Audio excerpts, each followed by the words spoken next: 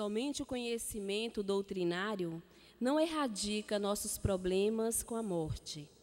Se reunirmos toda a sabedoria das obras básicas e das subsidiárias acerca desse tema, teremos algo comparável a um pequeno grão de areia perante o oceano imenso das realidades da vida imortal. Boa noite a todos. Acabamos de assistir à apresentação do coral da Casa Espírita Bezerra de Menezes. E para compor a mesa dessa noite, convidamos o representante da Casa Espírita Bezerra de Menezes, Benício Oliveira.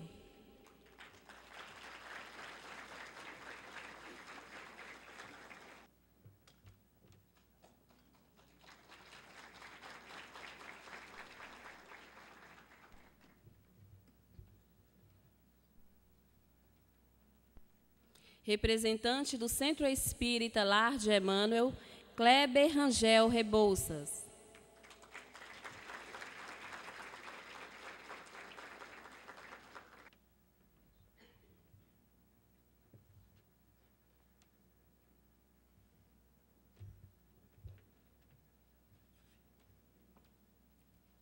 Representante da Juventude do Lar Espírita André Luiz, Elane Matias.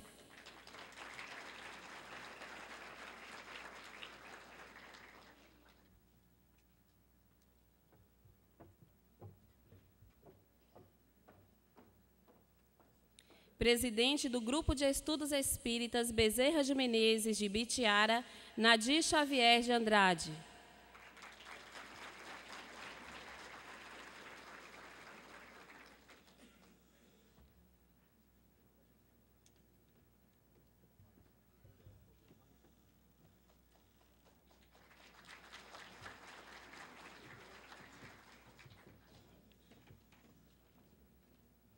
Palestrante da noite, Flávio Santos.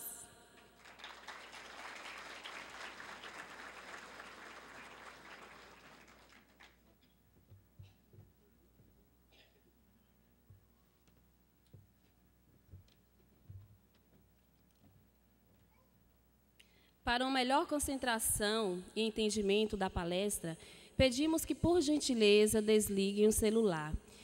E para proferir a prece inicial, convidamos a nossa irmã Nadir Xavier. Deus, Pai maior, Jesus, divino amigo, nós agradecemos pela vida, por tudo que recebemos e por esta oportunidade de estarmos aqui reunidos, buscando um aprendizado maior para as nossas vidas, aprendizado este baseado na doutrina espírita, esta doutrina consoladora. Que a tua luz, que o teu amor ajude a cada um aqui presente e que esta paz que está sobre nós possa permanecer e ser levada para os lares de cada um. Que os espíritos abnegados, os amigos espirituais, ajudem o nosso palestrante na noite de hoje e que nós possamos aprender muito mais com consciência os ensinamentos desta noite. Muito obrigada, meu Pai. Que assim seja. Acadêmico de Psicologia, coordenador do Grupo de Estudos Espíritas do Centro Espírita Paulo e Estevão, evangelizador do Centro Espírita Irmã Sheila, conferencista espírita, para proferir sobre o tema A Consciência da Morte e da Vida Futura, de Salvador, o palestrante da noite de hoje, Flávio Santos.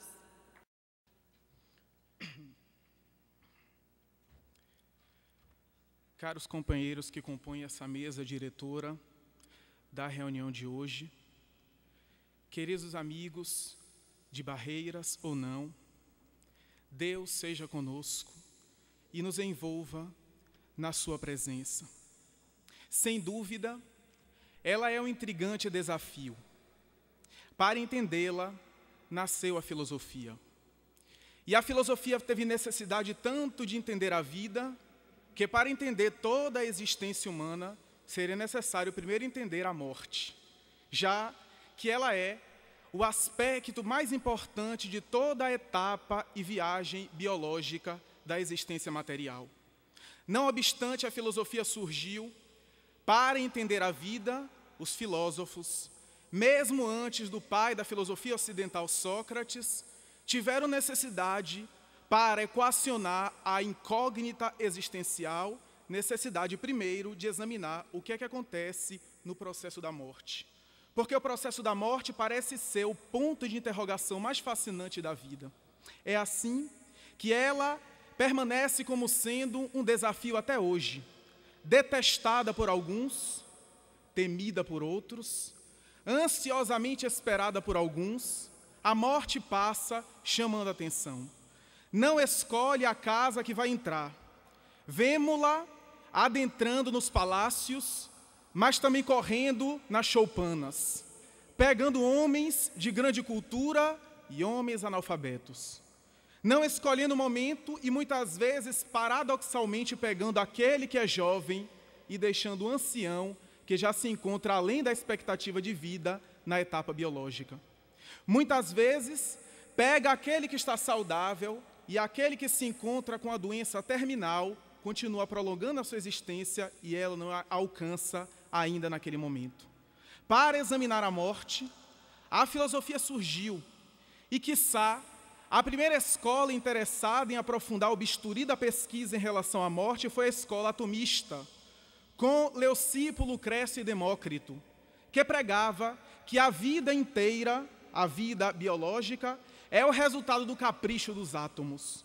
E a alma é um engodo dos sentidos. A alma era a consequência da aglutinação dessa partícula, o átomo, que significa partícula não divisível, e que ao longo dos tempos, essa escola tem ressuscitado, ora sob outra designação, filosofia dialética materialista, filosofia mecanicista, filosofia organicista, mas o atomismo grego pregava que com a desagregação do átomo, que se encontra no vácuo, graças ao movimento, a vida material se aniquila e, por consequência, a alma morre. A consciência e o pensamento, que é o resultado da aglutinação atômica, morreria com eles. A morte, no entanto, examinada pela escola atomista grega, recebeu o pensamento oposto, graças ao pensamento socrático, que pregava a realidade dupla do homem. A realidade que ele chamou espiritual, graças a uma palavra eidos, ideia, pensamento, e a realidade material. Mais tarde, Platão, desenvolvendo o seu pensamento do mestre, vai dizer que existe o eidolon, mundo das ideias, e o mundo dos sentidos, a sombra da matéria, graças à qual o eidos, ou a ideia, mergulha na matéria para desenvolver o logos, o Deus interno, e se libertar da sombra. Mais adiante, desenvolvendo ainda o pensamento socrático platônico, Aristóteles adicionou, ao lado do ser, o espírito, e o não ser, a partícula que ele chamava inteléquia, que seria a responsável pela modelação e pela aglutinação da matéria. No entanto, não obstante toda essa panorâmica, a morte parece um desafio. A primeira obra, datada da filosofia, 6.000 anos antes de Jesus, é escrita por Gilgamesh, na Babilônia, e é um tratado a respeito da morte. Safo dedica a sua maior obra, mais tarde, ainda na Antiguidade Oriental, metade dela sobre a morte, para tentar elucidar o problema da vida. Mas entre essas filosofias, ora orientais, espiritualistas, ora ocidentais, materialistas e cética, o admirável poeta e filósofo Jesus foi aquele que melhor entendeu a panorâmica da morte e apresentou a mensagem da vida. Em determinado momento, porque toda a sua mensagem é um cântico épico de beleza em relação à vida, Jesus apresenta como sendo o protótipo daquele que desafia a morte para apresentar o verdadeiro significado existencial. Quando sobe no Tabor e conversa com as duas personagens desencarnadas mais célebres do povo hebreu, Elias e Moisés, 2 profetas que já haviam desencarnado há 500 anos, há mais de 500 anos. E ele dialoga com essas 2 personagens na primeira sessão espírita de materialização, ou conforme segundo Jorge André dos Santos, ectoplasmia, porque a matéria não existe. E mais tarde, descendo do Tabor, Jesus apresenta-se como verdadeiro psicoterapeuta, na conceituação do Espírito Joana de Ângeles, apresentando-se como o Senhor dos Espíritos, e dialogando acerca da alma, da vida, que para ele tinha um significado emocional, um sentido psicológico, e que ele dava através de uma conduta reta, de um comportamento consentâneo com a lei universal, graças ao seu reino, que não era deste mundo. Após a sua morte, ele mais tarde aparece apresentando-se, provando que a morte não existe. A Maria de Madalena, a princípio, aos 2 peregrinos de Emaús, mais tarde no cenáculo, diante do seu amigo e discípulo Tomé, duvidoso, e dos amigos descrentes, e também da sua mãe, para mais tarde se despedir na montanha da Betânia, diante de 500 testemunhas, em um dia de sol rutilante na Galileia, onde a ascendeu aos céus, no momento de despedida, para anos depois buscar o seu maior inimigo, o maior adversário da sua doutrina, que foi o jovem Saulo, arrancando-o do homicídio, do assassinato cruel de que ele era responsável, para torná-lo o apóstolo Paulo. E ao longo da história, esse homem vem apresentando-se de vez em quando a Teresa d'Ávila, a Francisco de Assis, e a sua presença é inconfundivelmente reconhecida quando ele normalmente diz, sou eu. E se apresenta provando a imortalidade da alma. Não obstante, a teologia medieval, herdeira do pensamento cristão, a partir do século III, não entendeu a conceituação de Jesus e a sua doutrina, que era profunda, e por isso nem sempre ele falava de forma clara. E é por isso que os teólogos, os filósofos e os grandes pensadores da religião do seu tempo e logo depois, como eram mais instinto do que razão, mais agressividade do que sentimento, corromperam a mensagem cristã, apresentando a doutrina política, interesseira, vinculada com o Estado, profundamente vinculada aos interesses materiais e apresentando uma visão muito mais castradora, muito mais pessimista e muito mais que colocava medo nas pessoas, principalmente no momento da morte. A visão da teologia medieval, que envolveu toda a época da escuridão da Idade Média, é uma visão profundamente perturbadora. Graças à teologia medieval, que se colocou e abraçou 2 conceitos de 2 lugares definitivos, que mais tarde seria adicionado mais um lugar transitório, o purgatório, ao lado do céu e do inferno, embora a palavra purgatório não exista no Evangelho em nenhum momento. E foi graças a essa palavra purgatório é que Martinho Lutero revolta-se com a igreja e apresenta as suas 95 teses na igreja de Wittenberg, iniciando a reforma protestante. Já que o purgatório, na conceituação luterana, era uma forma de um lugar transitório, através de cuja ação do encarnado, do familiar, daquele que o amava, pagando a simonia, pagando o dízimo, pagando a indulgência à igreja, a alma, através da ação do dinheiro, levava, naturalmente, o familiar do purgatório para o céu. E essa ação material, que não deixa de ser uma vinculação absurda e ridícula. Como se Deus, que é dono de tudo, precisasse que alguém pagasse a ele para levar a alma do purgatório para o céu. Como se Deus fosse alguém sem consciência.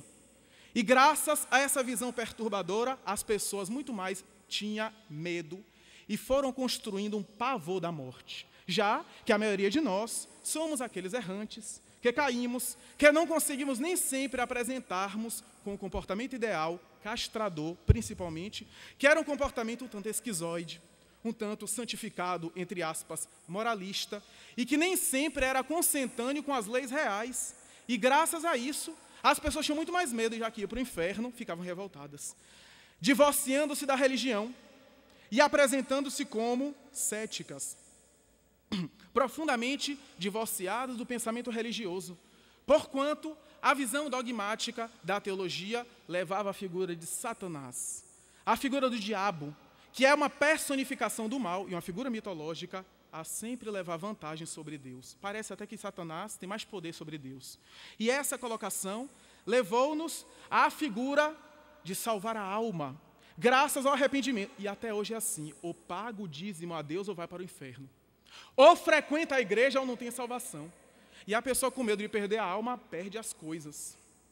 Porque, naturalmente, existem determinados tesoureiros de Deus aqui na terra para arrebanhar o dinheiro das massas. É um fenômeno de morte em vida, em que a pessoa entra em um pânico, uma situação de pavor e uma sensação de estar morrendo naquele momento. Embora a crise de pânico nunca matou ninguém. Não há uma estatística que aponte uma morte da pessoa com crise de pânico. Mas naquele momento a sensação é de a pessoa estar morrendo, de a pessoa estar desencarnando, a palpitação cardíaca, a ansiedade e o medo terrível de enfrentar a morte inevitável. Existem psicoses maníaco-depressivas em tal grau que a pessoa tem um pavor tão intenso da morte e a angústia, a inquietação, chega a tal ponto que a pessoa se mata com medo de esperar a morte que vai chegar. Graças ao conflito da personalidade, ao transtorno da ansiedade e à angústia da expectativa da morte que pode acontecer a qualquer momento. Então a pessoa morre, se mata, prefere se matar do que ficar aguentando aquela angústia. Há muita gente assim, ansiosa, angustiada. Toda pessoa ansiosa, eu acho que tem um medinho da morte. E a gente pergunta, não fica ansioso muito, não. A gente não sabe, daqui a pouco você vai morrer, eu também vou morrer. E a pessoa, nossa, você afirma isso? Eles, com certeza afirmam, dentro de 15 minutos, por exemplo, você vai morrer. Mas você tem certeza? Eles, tenho certeza, dentro de 15 minutos, não sei se você vai, mas que vai morrer, vai. Então, é a nossa perspectiva, que é o medo e o paradoxo da morte, porque a morte pega-nos de surpresa, o filho querido, recém-nascido, o ancião, o jovem e o idoso, e muitas vezes escolhe aquele com o qual nós não esperávamos. Quantas vezes eu recordo-me de um deputado federal de São Paulo que, visitando o seu irmão, que estava com câncer terminal, já no momento final do câncer, no Hospital das Clínicas de São Paulo, ele passou um domingo inteiro, a tarde inteira do domingo, ao lado do irmão. Já estava se despedindo, o irmão ia morrer a qualquer momento era uma parada cardíaca, qualquer situação, estava se despedindo. E depois que acabou a visita, ele, contentinho, saiu, porque naturalmente, antes ele do que eu, saiu do hospital feliz e, atravessando a rua, foi atropelado por um carro e morreu. E o irmão, com câncer terminal, foi para o seu enterro. A morte é assim, paradoxal. Muitas vezes pega aquele que está saudável, surpreendentemente, porque o fio da vida é muito tênue. O fio da vida física é muito tênue. A qualquer momento, uma parada cardíaca, um rompimento de uma veia cerebral, uma bala perdida. Qual é a segurança que eu tenho aqui? Uma bala perdida me pega. Qual é a segurança? Antes a gente morria dentro de casa, hoje a gente morre porque vive no Rio de Janeiro. Por causa da bala perdida, por causa do assaltante, por causa do maníaco. Qual é a segurança que a gente tem dentro de casa? É um estuprador, é um assassino que nos entra e nos mata, e mata a nossa família. Qual é a segurança? Certa vez um amigo meu falando, palestrante, falando sobre isso, meus amigos, a vida é muito tênue, passa muito rápido, mais rápido do que a gente imagina. Esse teto mesmo pode cair na nossa cabeça e nos matar agora. E algumas pessoas se levantaram e começaram a sair correndo para o teto não cair na cabeça e matar logo. Porque é o medo incrível da morte. Disso que é inevitável. Então, não há, naturalmente... E a doutora Elizabeth Kubler-Ross, que criou uma ciência, a tanatologia, a ciência que estuda a morte, vai examinar profundamente por que a gente tem tanto medo da morte. Por que o nosso pavor em relação à morte? Por que nós dissimulamos tanta morte? A gente tem uma tendência a dissimular, a negar.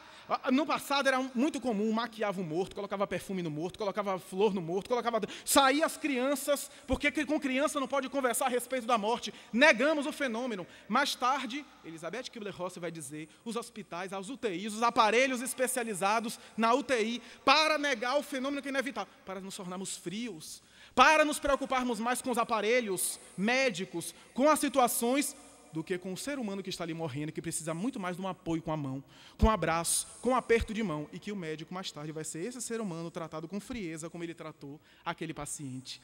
Elizabeth Kubler-Ross vai dizer, por que a gente tem tanto medo da morte? Por que no nosso inconsciente nós rejeitamos tanto a morte? Dissimulamos. Então dissimulamos com uma série de artifícios.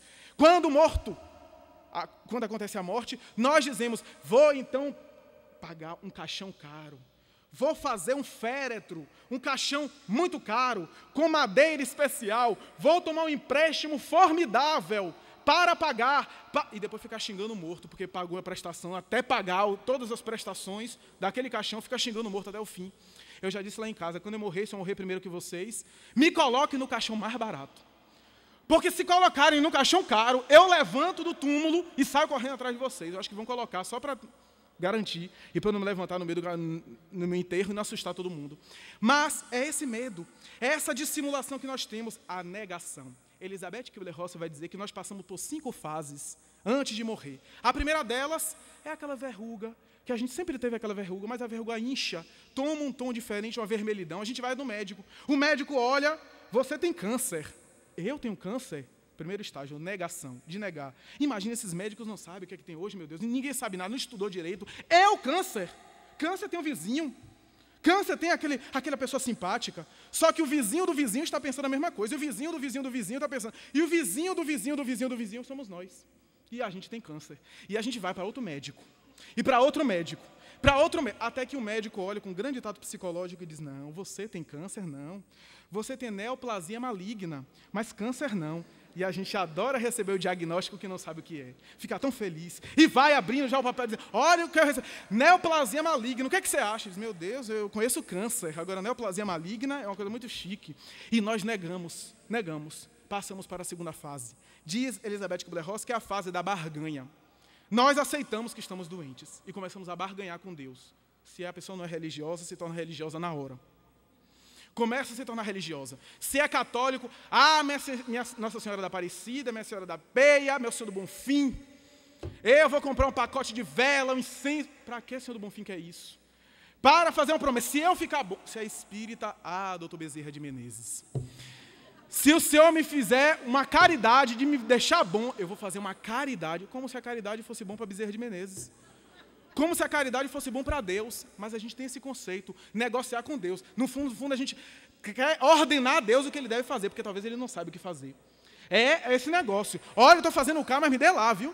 Porque talvez Deus não saiba. É esse negócio, nós barganhamos com Deus. Porque a caridade não é bom para Deus. Muita gente até me fala, olha, se eu ficar bom, ou se eu ganhar tal, eu vou fazer uma caridade no centro espírita que você trabalha, como se isso fosse bom para mim. A caridade é bom para a pessoa, não é bom para Deus. Pouco importa a pessoa fazer a caridade. Agora, para nós, é muito importante fazer a caridade. Porque a caridade é bom para a pessoa. Dignifica. Porque se essa não ajudar, a outra ajuda. Porque Deus tomava conta dos pobres antes dela chegar.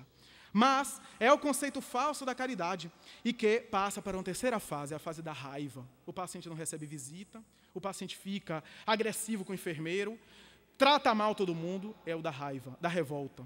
Até passar para a quarta fase, que é o da depressão. O da depressão, o paciente fica reticencioso, fica melancólico, triste, até passar para a quinta fase, que é a melhor fase para nós, e não para o doente, que é aquela fase da aceitação, ou da resignação. Aquela fase que o doente aceita, sabe que vai morrer, e fica resignado. Essa fase é bom para nós, que a gente vai aconselhar ou consolar e sai melhor do que o doente. Nossa, ele que me confortou. Imagine se alguém vai morrer e vai confortar ninguém. Mas é o nosso conceito. E saímos, naturalmente, nessa situação de dizer a verdade, de falar, de ouvir.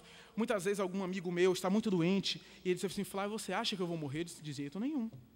Quem vai morrer sou eu posso morrer antes de você, eu posso sair daqui, uma bala perdida, uma parada cardíaca. E eles, é mesmo. Eu disse, olha, está querendo que eu morra. Mas você que já está doentinho, que já está piorzinho, é provável que você vai antes de mim. E eu digo comigo, que assim seja, mas fico calado, porque antes dele do que eu. Mas a morte nos leva a uma visão diferente.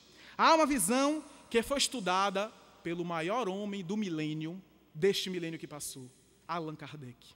Foi ele quem melhor compreendeu o fenômeno da morte. Quando, estudando a segunda parte do Livro dos Espíritos, através do fenômeno espiritual que está na história, e que ele conseguiu estudar de forma pormenorizada, tornando-se maior do que Sócrates, porque enquanto o pai da filosofia ocidental dialogava com seu daimon, seu anjo da guarda, ele conversou com a população inteira do mundo espiritual.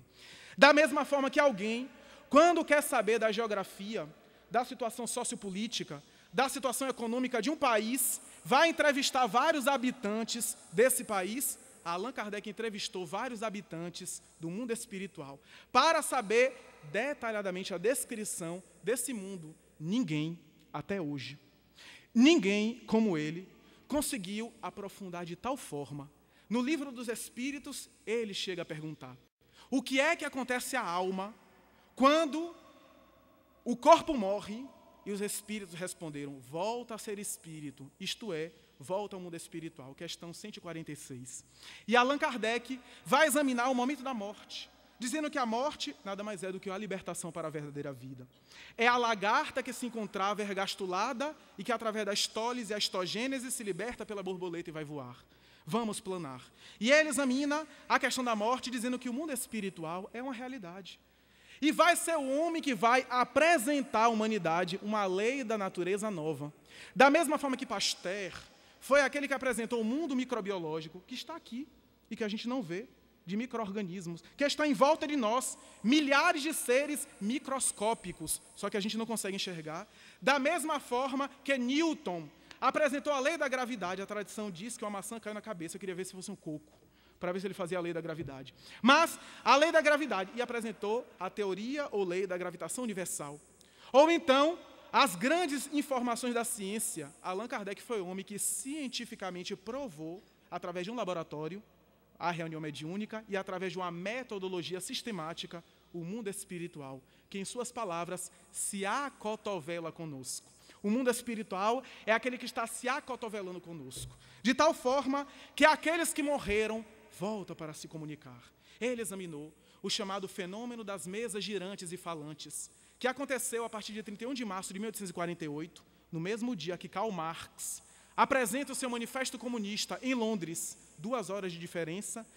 Ali em Hydesville, em Nova York, as irmãs Fox, Catarina e Margarida Fox, travavam contato com uma força que se chamava Charles B. Rosman, que dava o nome através de batidas, uma batida A, 2 batidas B, 3 batidas C, e elas primeiro pensaram que era brincadeira de alguém, mas as semanas passavam, semana a semana, e aquela brincadeira não se apresentava.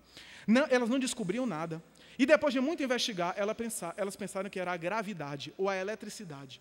Mais adiante, elas concluíram que a gravidade e a eletricidade pensava, porque aquela mesa, aquela cadeira pensava. Então, até que estabeleceu-se um código e começou a falar. E aquela força disse: eu vivi nessa casa, fui assassinado por um inquilino desse local, e o meu corpo ainda está no porão, enterrado no subterrâneo desta casa. E elas acharam o corpo, que era uma ossada, o resto de uma ossada, de alguém que se chamou Charles B. Rosman e que foi um alfaiate.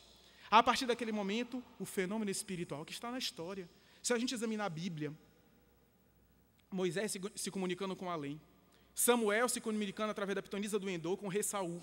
Se a gente examinar o Bhagavad Gita, os Upanishads, o livro dos egípcios dos mortos, o livro tibetano dos mortos, e uma série de livros, veremos sempre a comunicação com o mundo espiritual, daqueles que morreram e voltavam para se comunicar.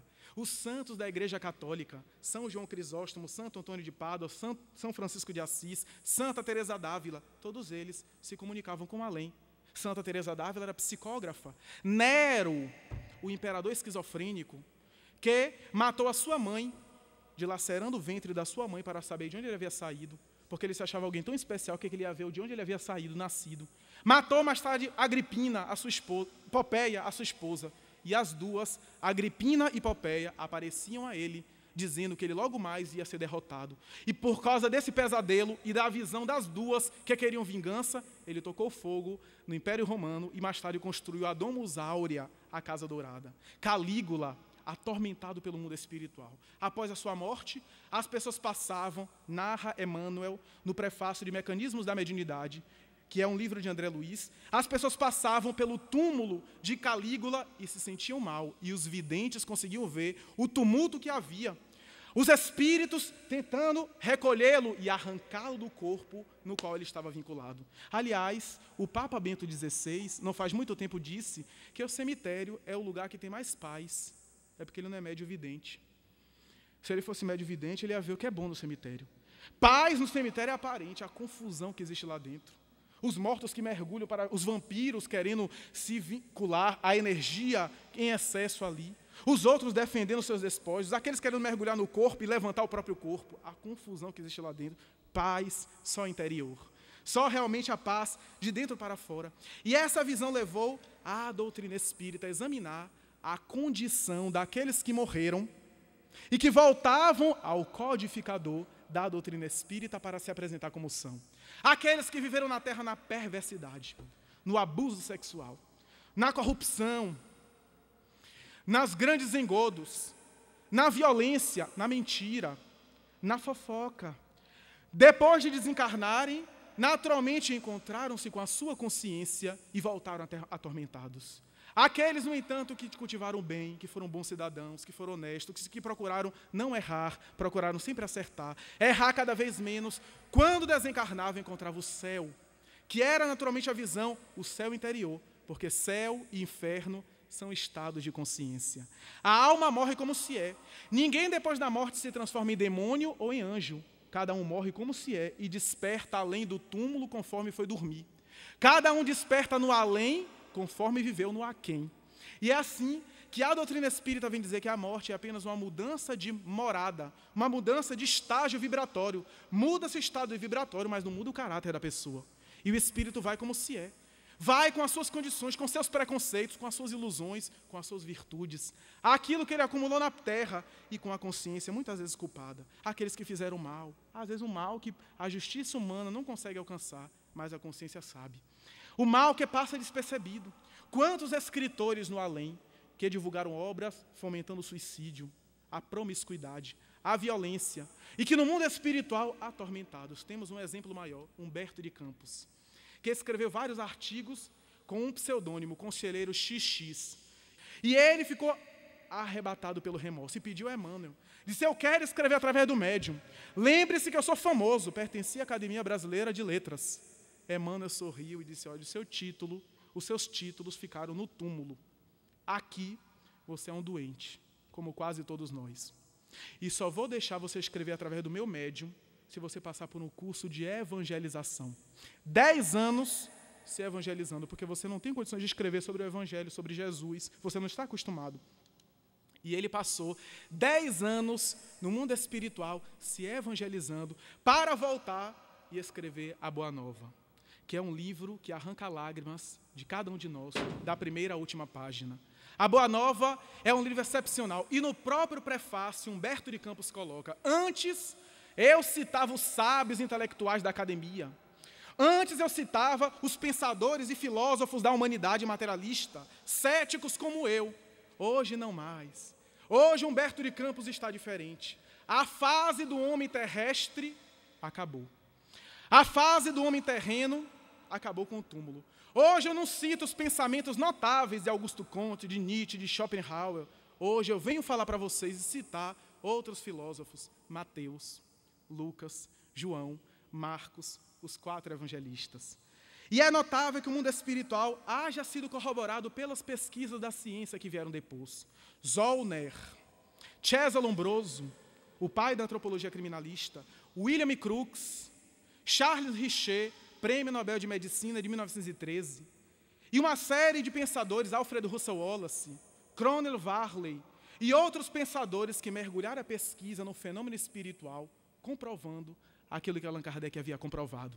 Quando a parapsicologia mais tarde fala do fenômeno psi, que nós somos portadores de um fenômeno psi, que vamos no futuro sermos todos pessoas psi, não disse nada de novo, porque Allan Kardec, no Livro dos Médiuns, capítulo 14, item 159, diz: todos nós somos mais ou menos médiuns. Fenômeno psi. Quando a metapsíquica fala fenômeno subjetivo e objetivo, Allan Kardec já tinha falado fenômeno material, fenômeno intelectual. Quando a parapsicologia fala fenômeno psigama, psicarpa ou psiteta, Allan Kardec já tinha falado fenômeno material, fenômeno intelectual. E o fenômeno mediúnico da vida além da vida. Foi Allan Kardec, portanto, sem a menor sombra de dúvida, que descerrou o painel que separava a cortina de sombra do mundo material com o mundo psíquico, porque esse mundo é xerox. Esse mundo é xerox de má qualidade. Estamos aqui no corpo, mas não sabemos a hora de voltar. Esse mundo é de passagem. Não somos daqui. Estamos temporariamente vivendo aqui. Mas o mundo verdadeiro é lá. Esse mundo é uma xerox imperfeita, mas vamos retornar. A maioria de nós aqui estamos mais próximos da morte do que da preservação do corpo. Então é natural que nós nos preparemos para a morte. Godoy Paiva, em um belo trabalho, fala dessa visão do céu e do inferno. Quando o juiz supremo se apresenta e diz, separando do lado direito, no juízo final, no lado direito as pessoas que vão para o céu, no lado esquerdo as pessoas que vão para o inferno. Colocam a balança e as pessoas são pesadas na balança. A virtude, quando sobe mais do que os vícios, já para o céu. Quando os vícios sobem mais do que a virtude, para o inferno. Então, uma cena comovente, conta Godoy Paiva, é quando uma mãe é pesada. A virtude, muito maior, vai para o céu. E o filho dela entra na balança, e os vícios, era o filho único, os vícios muito maior. Então, ele que foi dedicado ao crime, à perversidade, e o juiz supremo diz, já para o inferno. E a mãe se coloca na frente, Senhor, tende compaixão de mim. Tu és pai, tu não és mãe. Não concordo com a colocação, mas o poema está assim. Tu és pai, tu não és mãe. Tu não sente, mas como pais, tem compaixão. Dá uma nova chance. Se o meu filho errou, foi por minha culpa. Talvez o meu amor demais prejudicou a educação dele. Talvez perturbou o processo educacional dele. Eu sou responsável. Ele era muito jovem, não tinha discernimento ainda da vida. Morreu muito cedo. Senhor, dá uma nova oportunidade. Dá uma nova oportunidade. Por misericórdia do meu coração de mãe. Não. Ele já teve a chance dele, vai para o inferno e você vai para o céu. Senhor, como é que eu vou ficar no céu, a eternidade inteira no céu, e o meu filho no inferno sofrendo, eu vou ficar sofrendo também no céu? Você vai para o céu, é a lei do Supremo, e ele vai para o inferno. Senhor, então deixa eu ir com ele. Eu renuncio o céu e fico com ele para consolá-lo. Não. Você vai para o céu e ele vai para o inferno. Então me toma o lugar. Deixa que ele vá para o céu e eu vou para o inferno no lugar dele. Já disse que não. Mas eu sou mãe, Senhor, eu tenho uma resistência. Eu tenho mais força para suportar. Não. Ele vai para o inferno para aprender. Não sei para que aprender. Já estava condenado para o inferno para sempre, não sei para que aprender alguma coisa. Mas vai para o inferno para aprender. Então a mãe desesperada disse assim, então renega o seu céu de ilusão. Vou com meu filho para o inferno. Pegou o filho, abraçou e desceu com Lúcifer. E naturalmente Lúcifer deveria estar muito feliz, porque deveria estar ganhando a maioria, né? O campeonato ali, ele deveria estar ganhando a disputa. E desceu com o filho para o inferno. A visão da doutrina espírita é diferente. Todos nós temos uma nova oportunidade. Através das vidas sucessivas, como diz Gabriel Delany na obra A Reencarnação. Essas reencarnações, no ano de 1985, só para ilustrar, nasceu em Seul um menino que era chamado Kim Won-yan. O menino em Seul, com 2 meses de idade, a mãe carregando, o menino olhou e disse assim, mamãe, eu já me lembro de antes do que eu era hoje e já me recordo como eu devo falar. Aprendi, ou melhor, me lembrei como eu consigo falar. E como é que se fala?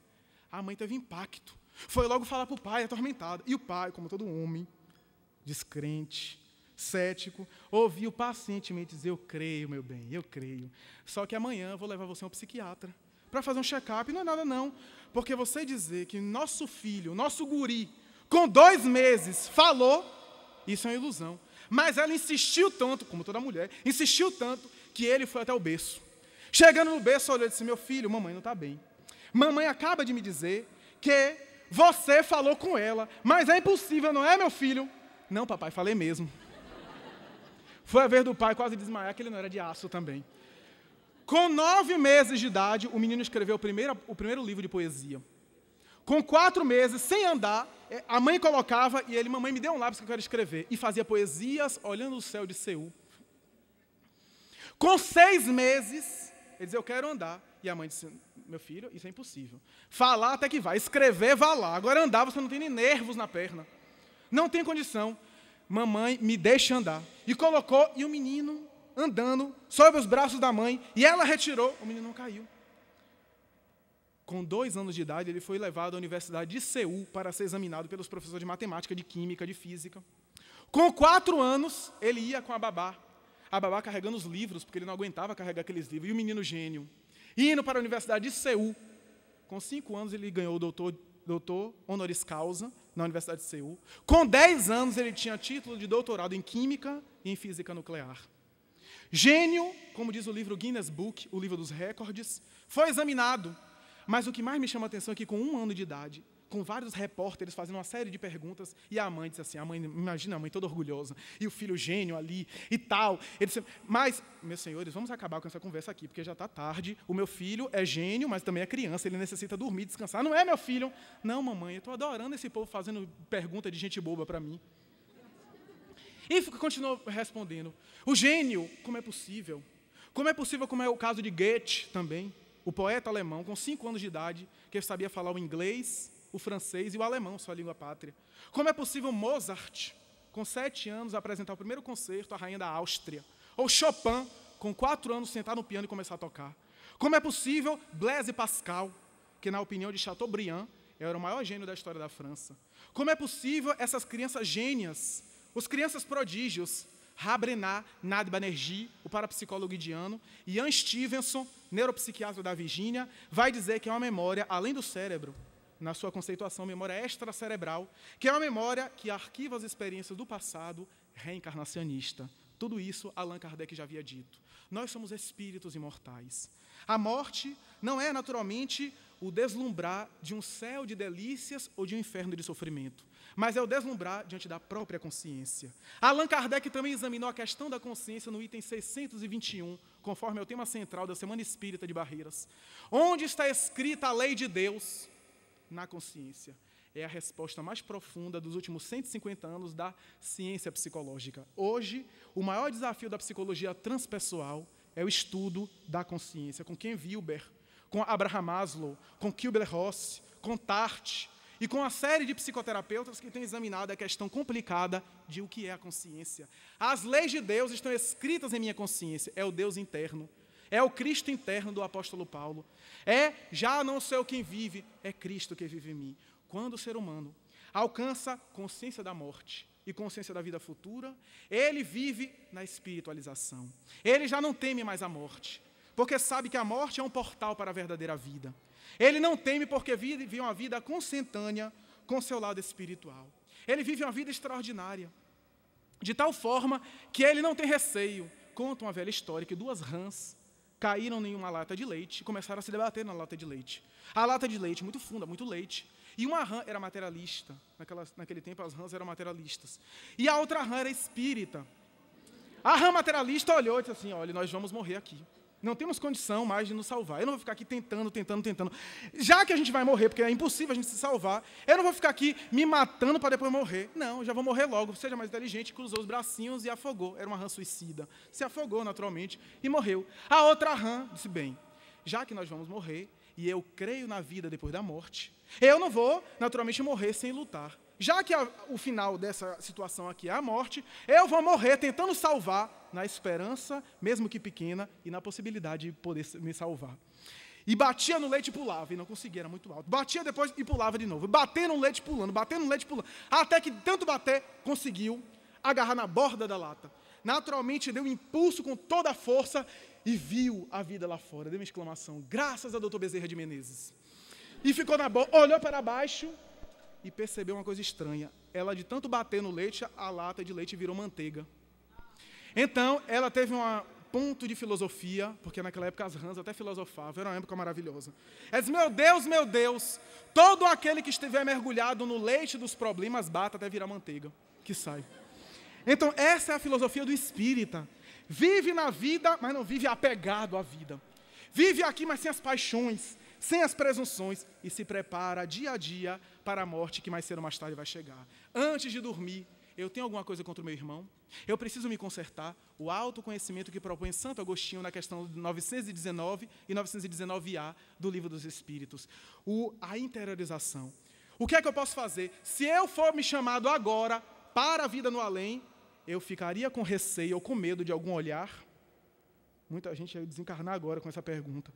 Mas o que é que eu posso fazer para me tornar melhor, para ter uma morte saudável? Porque a morte é a consequência da vida da pessoa. É a preparação que a pessoa deve fazer. Uma amiga minha me disse, graças a Deus ela desencarnou, mas na época ela tinha 80 anos, e ela falava, Flávio, eu não me preparo toda para a morte, não. Eu disse, por quê? Porque se eu me preparar totalmente, eu me preparo mais ou menos. Porque se eu me preparar totalmente, nosso Senhor olha e diz assim, leva logo a velha, que ela está preparada logo.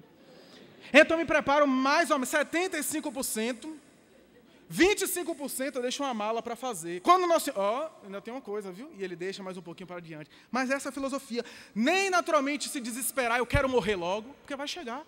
Querendo ou não, a morte vai chegar. Então, para quê? Não, viver cada momento intensamente, preparando-se também para não viver só aqui. Mas a gente faz tanto seguro, seguro de desemprego, seguro isso, seguro daquilo, seguro de vida. Não está na hora de a gente fazer nosso seguro de imortalidade, porque lá é a vida permanente. Se preparar para essa viagem, para essa cirurgia. A morte é a grande cirurgia, que liberta a consciência que se encontrava ergastulada da matéria para o mundo espiritual.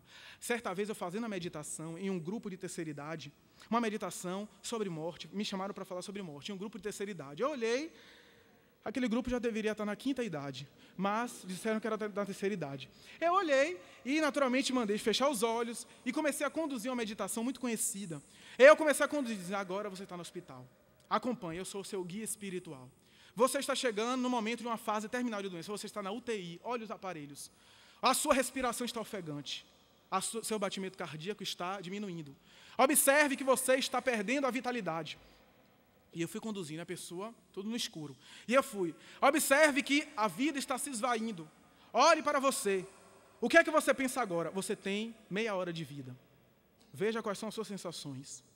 Você tem 15 minutos de vida.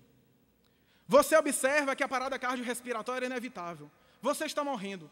Só falta agora o desprendimento da área coronária com relação a você. Você agora se desprendeu. O que é que agora você é? Encontre-se com a sua consciência. Ninguém vai poder te salvar, ninguém vai poder te condenar. É você com você mesmo. Observe o que você pensa. E dei um silêncio. E depois continuei, mas observe que você não morreu. Você se desprendeu, mas você volta. Foi uma experiência quase morte. Você está retornando. Os batimentos cardíacos, a respiração está retornando. Você continua vivo. E tal. E eu disse assim, aí fiz a pergunta, adiantou você ficar brigando com tanta gente? Adiantou você se apegar com tanta gente? Adiantou você disputar tanta coisa que não valia nada?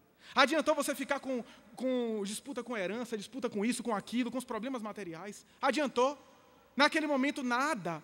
E eu fui voltando. E quando fui voltando, mas observe que você continua vivendo. Você continua vivendo. Aí uma senhora deu um grito, graças a Deus que eu não morri. E atrapalhou todo mundo. Eu olhei para ela e disse, porque você começou a falar, observe, você tem 30 minutos, 15 minutos, você acaba de morrer. Eu disse, eu estou acabado. Eu estou acabado, porque eu nunca pensei nisso. Meu Deus, eu tão jovem, 75 anos, eu tão jovem, morrer agora. Meu Deus! E comecei a pensar, e agora eu vou sair daqui, vou começar a pensar sobre isso, porque eu percebi que a maioria das minhas amigas já morreram. Todo mundo já tem morrido da minha idade, da minha faixa etária. Eu já estou até com tempo de sobrevida a mais. Eu vou começar a pensar, porque quando você falou, eu pensei, eu estou acabado. Mas um segredo aqui entre nós, e segredo a gente não passa adiante. Quando eu estava fazendo e conduzindo, eu fui conduzindo e comecei a sentir um negócio no peito. Veja como nós somos neuróticos. E comecei a sentir um negócio, uma dor fina, uma alfinetada, aquela coisa, meu Deus, eu acho que eu vou morrer. Eu acho que eu vou morrer aqui.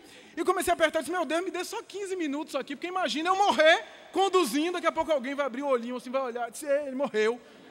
Morrer dessa forma, eu disse, meu Deus, me dê só 15 minutos para eu voltar com o povo e depois você me mata. Quando passou, eu disse, olha, meu Senhor, na verdade eu quis falar 15 anos. E quando chegar lá eu dou um jeito. Mas essa filosofia de preparação para a morte, preparar a cada momento, se espiritualizar. Allan Kardec, num texto muito bonito, A Passagem em O Céu e o Inferno, vai dizer aquele que se prepara para morrer é aquele que é abnegado. É aquele que dá predominância à sua natureza espiritual em detrimento à sua natureza animal. É aquele que vai na abnegação, na bondade, desencarnando ao longo da vida, porque desencarnar é se libertar da matéria. Morrer não significa desencarnar. O suicida. Normalmente o suicida morre, mas não desencarna. Porque desencarnar é se libertar da matéria. O suicida normalmente fica preso à matéria. Como vários casos. Li recentemente um caso de alguém que deu um tiro na própria cabeça. Faltava 20 anos para a sua desencarnação habitual. 20 anos para ele desencarnar de forma natural. O fluido que existia nele, chamado fluido vital, perispiritual, animal, estava tão impregnado que ele tinha que sofrer a imantação e sofria a decomposição cadavérica, a putrefação da carne, os vermes roerem o corpo vinculado durante 20 anos, que era o momento que faltava para ele desencarnar de forma natural.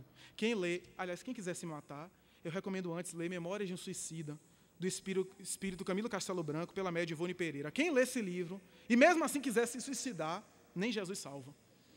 Porque é uma obra fascinante que mostra o sofrimento, a angústia daquele que cometeu o pior crime, que é tirar a própria existência, de covardia moral e de egoísmo, porque o suicida normalmente é alguém egoísta. Ele se mata só pensando em seu drama e não pensa no drama que vai causar ao seu redor. Então, ser egoísta para chamar a atenção e normalmente para jogar a culpa na sociedade que ele detesta. Então, naturalmente, esse homem fica vinculado à matéria. E ele estava sentindo a dor da bala no crânio, porque desorganizou o cérebro perispiritual, e ia reencarnar idiota. Ia reencarnar com a deficiência mental, porque não soube dar valor à vida. Destruiu o cérebro, retorna com o cérebro defeituoso. Muita síndrome de Down, esquizofrenia, autismo, consequência do suicídio do passado, que arrebentou o corpo e volta com o corpo arrebentado para dar valor à vida. A doutrina da reencarnação, que está aí para explicar a espiritualização, mais diz Allan Kardec. Vemos no momento final da morte várias impressões diferentes. Aqueles que estampam o rosto de tranquilidade, aqueles que estampam o rosto de felicidade, e aqueles que agonizam no momento final. Por que tanta diferença? E ele vai dizer, por causa da vida que a pessoa levou durante a existência.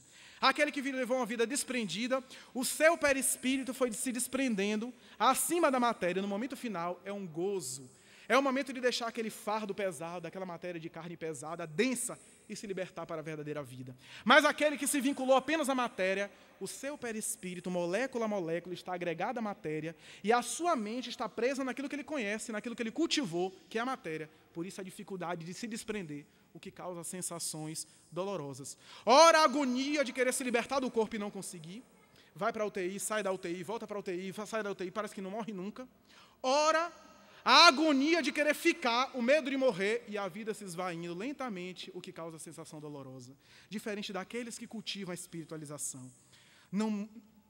Nunca me esqueço de Francisco de Assis. Certa vez perguntaram a ele, Francisco, o que é que você faria se hoje você descobrisse que é o último dia da sua vida? E ele respondeu, continuaria capinando o meu jardim. Porque estava capinando o jardim, ele parou e disse, continuaria capinando o meu jardim. E no momento final, com o ventre dilacerado, vomitando sangue, com hemoptise, cego, totalmente dilacerado o corpo, Frei Leão, vendo cantar, disse, Francisco, pare de cantar. Porque as pessoas chegam aqui e eu digo, ele está morrendo, ele já está no momento final, e você fica cantando, as pessoas não vão acreditar em mim, vão pensar que eu estou mentindo. E Francisco respondeu, com quanta alegria eu espero a irmã morte, com quanta alegria eu espero a irmã morte. Sócrates, no momento final, você está condenado à morte. Grande novidade, vocês também. No momento que a pessoa nasce, já está condenada à morte. Mas você vai morrer antes, nunca se sabe. Mas eu vou ficar na companhia dos deuses, no Olimpo, desfrutando da vivência dos deuses, na alegria com os deuses, e vocês vão ficar com os mortais, na companhia dos mortais, nas angústias dos mortais, e o que é pior, sem a presença de Sócrates. Sorriu. E quando, naturalmente, bebeu a cicuta, ele olhou para Platão e disse, Platão, paga um galo a Asclépio, que eu fiquei devendo. Fiquei devendo um galo a Asclépio. Paga ele, porque eu não posso morrer com essa consciência, a consciência da vida verdadeira. E morreu tranquilamente, dizendo que ele já não estava no corpo. Chico Xavier. Certa vez perguntaram a ele, como é que você se sente? Ele respondeu, o corpo está péssimo, mas eu estou ótimo. Veja que diferença. A máquina estava enferrujada, catarata, angina, dores, problema prostático, problema no rim, problema da bexiga urinária, acabado o corpo, de 92 anos, que chegou no final, e de 75 anos de devotamento. Mas ele estava muito ótimo controlando a máquina. Quanta gente com a máquina ótima, sendo controlada pela máquina. Ansiosa, inquieta, infeliz. Ele estava, naturalmente, controlando a máquina, feliz, conduzindo a organização material. Por isso, a doutrina espírita vem dizer, é necessário se preparar para a morte. Minha mãe, que é uma mulher extraordinária, não sei se contei ano passado, eu, certa vez, viajando para várias cidades do interior, antes de viajar, eu liguei lá para casa. Eu vivo com 3 mulheres, o que já é um karma, porque 2 são as minhas 2 irmãs e outra minha mãe. Minha mãe é uma mulher fantástica, a pedagogia de minha mãe é extraordinária. E ela, como toda mulher baixinha retada, porque parece que a mulher na baixinha, a energia está concentrada. A mulher alta, não, a energia está espalhada. A mulher baixinha, aquela coisa concentrada, já chega fazendo barulho. Minha mãe é cardíaca, mas é dessas cardíacas que não morre nunca. Todo mundo da família morre, ela vai para o enterro de todo mundo. Eu acho que ela vai morrer de outra coisa. Eu acho até que ela vai morrer depois de mim, Porque é tanto... Olha, cuidado que ele é cardíaco, porque tem muita gente que é assim. Cuidado que ele é cardíaco, todo mundo morre e ele fica. E morre de outra coisa, de tuberculose, de Alzheimer. Então, muito chique. Ela é assim. E eu fui viajar, se não me engano, para Gandu. Ia passar em Gandu, Santo Antônio de Jesus, Mairi, Jacobina, Ipirá, uma série de cidades. E saindo da faculdade para a rodoviária, eu liguei para casa. Não deveria ter ligado. Porque minha mãe estava tendo infarto em casa. Quando atendeu o telefone, já vi a língua embolada, fala. A minha irmã, que é médica, estava lá.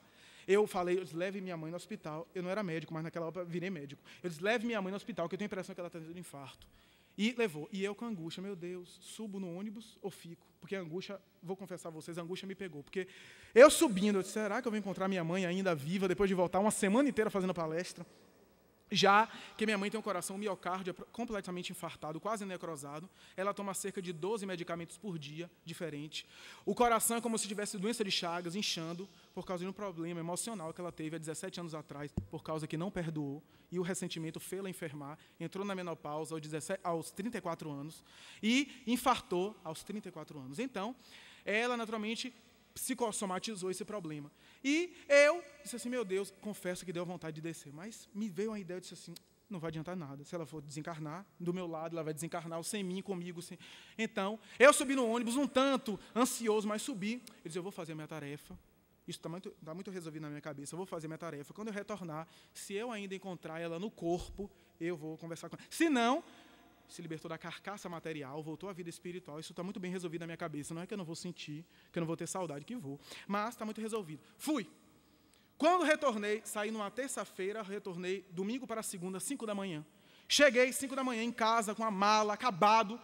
E quem abriu a porta? Eu olhei, disse assim, será que eu estou desenvolvendo a vidência mediúnica? Estou vendo a desencarnada. Mas eu olhei a perna com a hemorragia interna, o sangue, por causa do cateterismo, que introduz para desobstruir a área necrosada, graças a um catéter. Eu olhei, ela olhou para mim e disse, a senhora não morre nunca, hein? Ela olhou, sorriu. Aí minha irmã disse assim, você não sabe, ela no hospital, na UTI, na unidade coronariana, disse para mim, eu acho que está chegando o meu final. Está chegando o meu momento final. Eu queria ter tanto tempinho. A gente sempre quer um tempinho, mas uma hora não tem jeito. Tem que ir. Mesmo que não queira, tem que ir. Enfrentando a própria consciência. Para concluir, 2 fatos que me chamam a atenção. O primeiro deles, quando a mãe foi vítima de um acidente cruel, que não tinha vítima, ou que não tinha mão assassina, viajando para o interior de São Paulo, e eu vi isso numa página de uma revista espírita de Minas Gerais, e ela viajando foi instrumento de um acidente. O marido dirigindo, e o carro se chocou contra outro. O lado oposto, o outro carro não teve vítima, mas o dela, 3 filhos, um de 7, um de 5 e um de 12 anos morreram. Ficaram dilacerados porque o carro virou uma sanfona e, por acaso, entre aspas, ela e o marido se salvaram. Ela ficou destruída. É a maior dor que alguém pode passar. Maior dor. Porque é o instinto de conservação da vida e a saudade da presença. Eu vejo pessoas dizendo assim, não fique assim, a vida continua, porque não é seu filho. Porque é natural que a pessoa sinta, a pessoa sabe que a vida continua, mas naquele momento não quer nem saber. Primeiro é o choque, depois a consciência de culpa. Vai pensar que poderia ter salvado, poderia ter feito alguma coisa, vai se sentir culpada. Depois, o que é mais cruel, o dia a dia. O dia a dia sem a presença do ser querido. Fazer as mesmas coisas que fazia até cicatrizar. Nada que a pessoa fale vai mudar a situação. Então, nenhum consolo, porque só a pessoa sabe. A gente diz, eu imagino, não imagina nada. Só a pessoa sabe o que a pessoa está passando. Então, ela chegou a Chico Xavier nessa situação. Chico olhou, mandou entrar, havia uma fila, mas mandou ela entrar porque era de urgência. E ela, um tanto atordoada, ainda quase enlouquecendo, e Chico psicografou uma carta, que a mim foi a mensagem que mais me impressionou até hoje na minha vida, do menino de 12 anos. Eu ainda me lembro, mamãe. Você colocando as mãos e os braços dentro do carro que estava em chama, porque o carro explodiu, tentando retirar-nos. Eu via você com as mãos entortando, porque ela ficou com a mão toda deformada, de garras, de tanto enfiar a mão no carro para tentar salvar as crianças. Eu ainda me lembro, mamãe. Não sentimos absolutamente nada. Fomos anestesiados. Você lembra de vovó? Vovó fulana de tal, que você tanto falava? Ela está aqui. Lembra de prima Julinda? Aquela que você nos falava está aqui também, que a gente não conheceu. Você lembra daqueles espíritos que você falava no Evangelho? Bezerra de Menezes, o doutor André Luiz. Estão aqui, mamãe. Eles vieram e contou o motivo daquela situação. Foram judeus no passado e incendiaram uma sinagoga, uma casa de cristãos, uma reunião de cristãos, tocaram fogo em cristãos no passado, e graças a esse ato, acarretaram uma débito, porque foram mais de 300 vidas. E ao longo das reencarnações, não tiveram o merecimento de fazer o bem para recuperar-se do mal que fez. A lei divina reuniu todos nessa situação, onde houve um acidente, onde não houve a mão de um assassino, para que eles 3 pudessem resgatar, e eles 2, marido e mulher, que também estavam envolvidos no passado, pudessem também resgatar, ficando na grande soledade, na grande saudade. A lei divina se reajustou. E, por fim, para concluir, através de Altiva Ferreira Noronha, o médium e orador Divaldo Pereira Franco conta o caso que me fascinou também. Ele, na Mansão do Caminho, atendendo várias pessoas, as pessoas sentavam no lado direito do salão, e ele ia atendendo de uma a uma, até 5 da manhã com os sobreviventes. Hoje não, passa por um atendimento fraterno, e os casos mais graves são selecionados para ele por conta da idade, por conta do cansaço e das tarefas que ele tem. Mas na época ele atendia todo mundo. E eram umas 3 da manhã, mais ou menos, chegou, disse ele, o depoimento é dele mesmo, nesse livro, O Peregrino do Senhor, chegou algumas pessoas, entre elas, uma amiga que ele conhecia, um homem que deveria ser o marido dela, e outra mulher que estava praticamente sendo arrastada. A minha amiga, disse Divaldo, chegou para mim e disse: Divaldo, eu trouxe essa minha amiga aqui que você não conhece, quero apresentá-la, porque eu quero que você diga alguma coisa para ela. Você imagina, meu irmão, ela passou pelo sofrimento pior que alguém pode passar. O filho único dela estava conversando com ela às portas de casa, preparando para sair a uma festa. 2 motoqueiros passaram e um deles aplicou-lhe 5 tiros. E ele morreu, o único filho que ela tem, de 18 anos, morreu nos seus braços. Você imagina a dor que ela está passando. Ela não quer mais viver. Não deseja mais viver. Divaldo olhou e ficou pensando: meu Deus, o que é que eu falo? Eu não sou pai biológico, não sei o que essa senhora está passando, o que é que eu vou falar? Porque as pessoas acham que a gente tem mensagem para tudo, tem conselho para tudo, como se tivesse remédio para qualquer doença. Tira a gaveta, apresenta um conselho. Não, não é assim não. Existem dores que merecem muito mais respeito do que palavras. Eu olhei e disse: diga, meu irmão, ela não quer mais viver. Eu trouxe aqui para você confortá-la. O médium olhou e disse assim: minha irmã, pela primeira vez, eu não tenho nada para te dizer.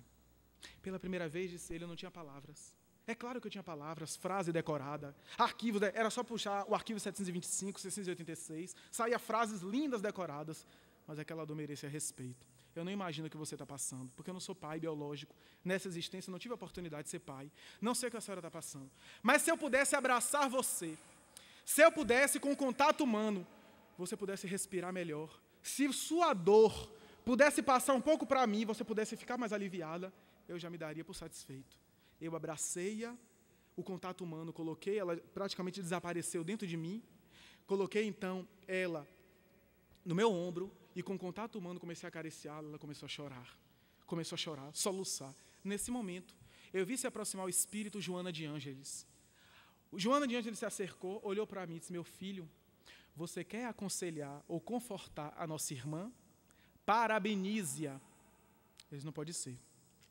Meu filho, parabenize a nossa irmã, congratule-se com ela.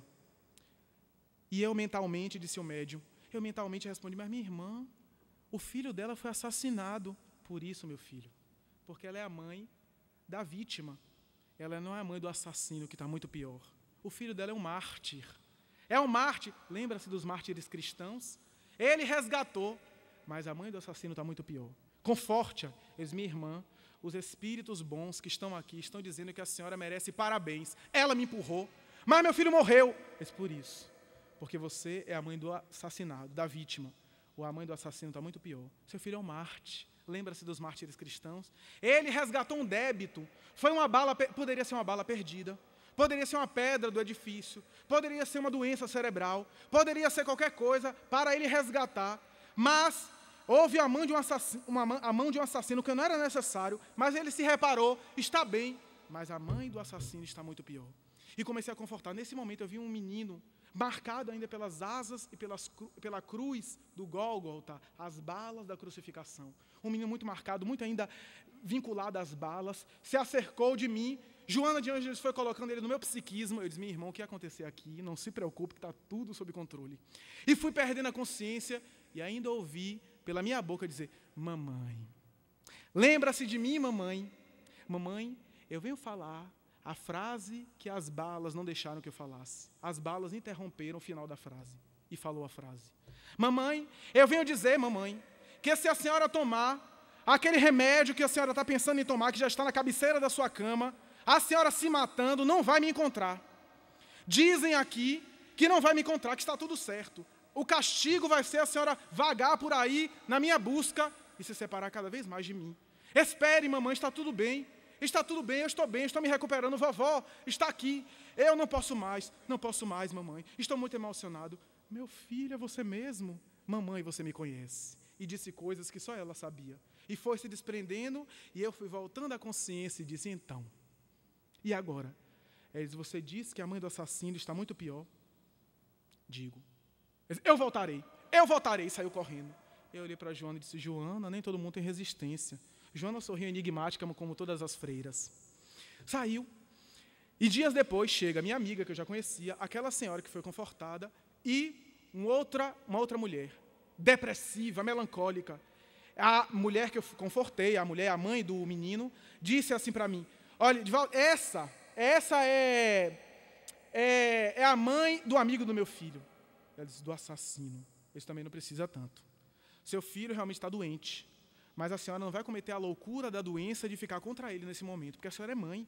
E a mãe deve existir no momento que o filho mais precisa. No momento de alegria, o filho não precisa da mãe. Mostre que você é mãe e que não é madrasta, porque há muitas madrastas melhores do que muitas mães. Então, naturalmente, conforte o seu filho. Mostre que você não abandonou. Ele está na cadeia, deve ter ingerido uma alta dose de droga, ou está louco. É necessário que você... A avó dele está aqui e já foi visitá-lo. E disse que ele está precisando do seu apoio. Então vá. E elas foram confortadas, foram iluminadas pela mensagem espírita. Quando acabou, disse assim: agora, antes de sair, eu quero cobrar as minhas consultas. E é um artifício que ele normalmente usa. Ele diz: mas você cobra? Cobra, eu sou um grande funcionário público, necessito viver, eu cobro também. Ele diz: mas quanto é? Os homens que estavam no... Porque os homens não entram no centro espírita, normalmente. Ficam lá fora com medo dessas coisas, não entram. Mas na hora de pagar, mesmo que não tenha, já vai eles, tirando, colocando a carteira do bolso. Eles olham: meu preço é um tanto salgado. Não sei se consegue pagar. Então, eu disse: diga um preço, a gente consegue pagar. Vamos aqui fazer um parcela e tal. Uma delas disse assim: a gente vende a casa. Eu quis rir, mas me mantive. Ele disse: olha, meu preço é muito difícil, mas eu vou dizer. É o seguinte: eu vou dar para os homens que são muito inteligentes, Deus me perdoe, muito inteligentes, vou dar o Livro dos Espíritos, de Allan Kardec. E para as senhoras vou dar o Evangelho segundo o Espiritismo. O preço é: leia. Se ler, está pago a dívida. Agora, se não ler, eu vou saber, porque esses 2 livros eu conheço. Não venha fazer como fizeram com Chico Xavier, que Chico Xavier dedicou a tarde inteira. E antes de acabar, disse assim: minha senhora, leve esse livro, é o Evangelho de Allan Kardec, escrito por Allan Kardec, segundo o Espiritismo. Ele vai confortar a sua vida, leve, porque ele é uma bênção, é um pão. E a mulher disse: ah, Chico. A mulher foi, e 6 meses depois, ele encontrou em Uberaba. Ela disse: Chico, seu livro salvou a minha vida. Eu adorei. Adorei, principalmente na parte que os 2 se casaram e tiveram muitos filhos. O Evangelho segundo o Espiritismo, casamento. Não venha dizer que Kardec já era casado. E não venha dizer que tiveram filhos, porque ele não teve, não é um romance. Então leia, porque se lê, está pago a dívida. Então a doutrina espírita, essa doutrina aqui, matou a morte. Allan Kardec assinou o atestado de óbito da morte. E foi no enterro da morte enterrá-la para sempre. A vida estua na imortalidade. E vamos encontrar os umbrais da vida espiritual mais cedo ou mais tarde, em plenitude de bênçãos ou em sofrimento, que é consequência do nosso comportamento. Somos os responsáveis pela felicidade ou pela desdita.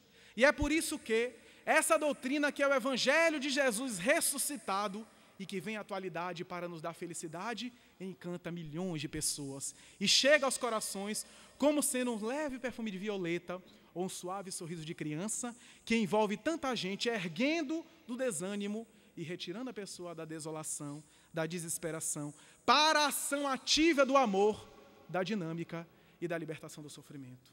Agradecendo a Deus, agradecendo a paciência, agradecendo aos caros amigos responsáveis pela 28ª Semana Espírita de Barreiras, que escolheu um tema basilar, a consciência da morte e a vida futura, para os esclarecimentos compatíveis. Diríamos, como disse o Espírito José Silveira Horta, em mensagem épica, Parnaso de além túmulo: Senhor que estás nos céus, na luz dos sóis infinitos, Pai de todos os aflitos deste mundo de escarcéus, santificado Senhor, seja o teu nome sublime, que em todo o universo exprime concórdia, ternura e amor. Venha ao nosso coração, no teu reino de bondade, de paz e de caridade, na estrada da redenção. Cumpra-se o teu mandamento, que não vacila e nem erra, nos céus como em toda a terra, de luta e de sofrimento. Perdoa-nos, meu Senhor, os crimes tenebrosos, de passados escabrosos, de iniquidade e de dor. Auxilia-nos também, nos sentimentos cristãos, a amar nossos irmãos que vivem longe do bem. Com a proteção de Jesus, livra a nossa alma do erro, deste mundo de desterro, distante da vossa luz. Que a nossa ideal igreja seja o altar da fraternidade, onde se faça a vontade do vosso amor. Assim seja. Muita paz.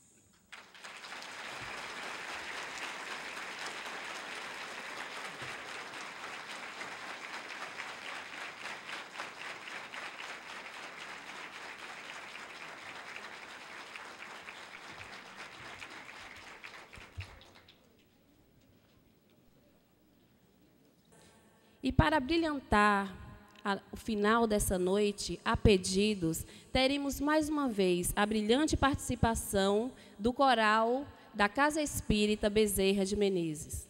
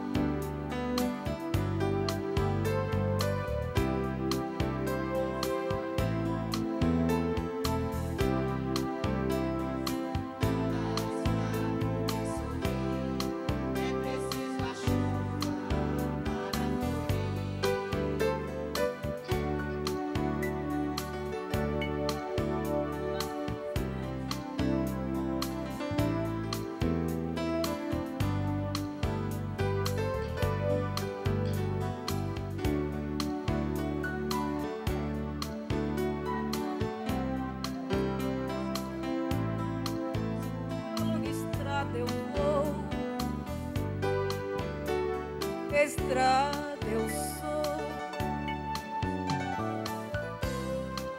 conhecer as manhas e as manhãs, o sabor das massas e das maçãs.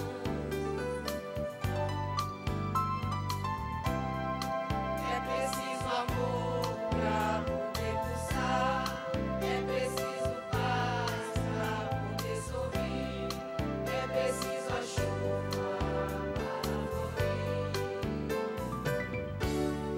todo mundo ama um dia, todo mundo chora. Um dia a gente chega, o outro vai embora.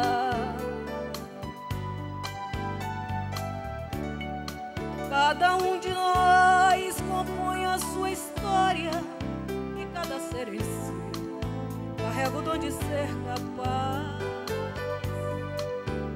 e de ser feliz. Conhecer as manhas e as manhãs, o sabor das massas e das maçãs.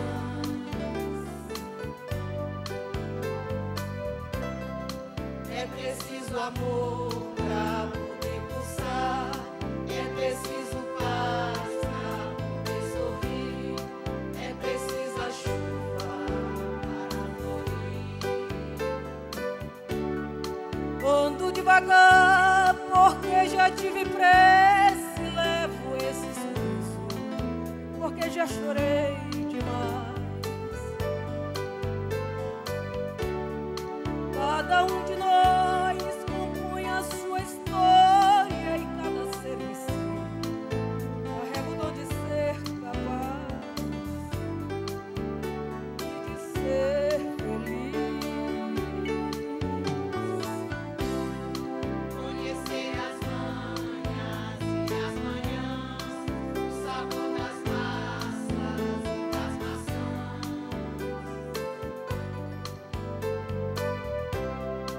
É preciso amor pra poder pulsar, é preciso paz pra poder sorrir, é preciso a chuva para florir. Eu ando devagar porque já te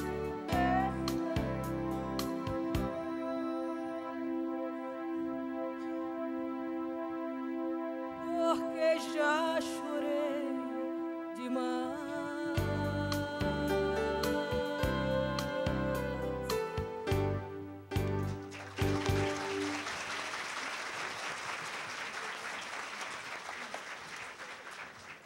Agradecemos a presença de todos e contamos com a presença novamente amanhã. Uma boa noite.